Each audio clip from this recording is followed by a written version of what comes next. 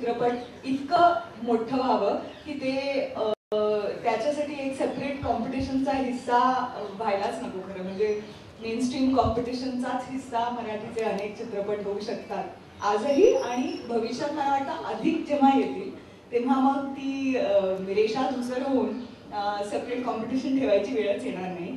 So let's all hope for the best. आणि खरंच म्हणजे पुण्याच्या प्रेक्षकांनी, पुण्याच्या पत्रकारांनी रीटाला खूप म्हणजे प्रेम दिलेलं आहे. ते आम्हाला अपेक्षितच नव्हतं खरं तर. म्हणजे एस्पेशली यंग लोकांकडून तर अजिबातच अपेक्षित नव्हतं, पण त्यांच्याकडून प्रतिसाद उत्तम मिळाला रीटासाठी.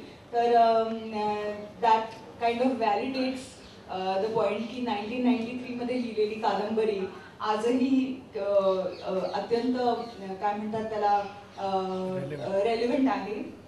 आणि कदाचित अजून 20 वर्ष पुढे गेल्यानंतर सुद्धा रेलिव्हंटच राहील. अनेक लोकांना त्याच्यामध्ये अनेक, फक्त गोष्ट हा बाजूला ठेवा, गोष्टीचा भाग, पण अनेक पात्र, अनेक म्हणजे प्रकृती, त्याच्यातून काही काही लोकांना आपल्या स्वतःच्या जीवनाबद्दल एक वेगळा दृष्टिकोन मिळाला बघायचा.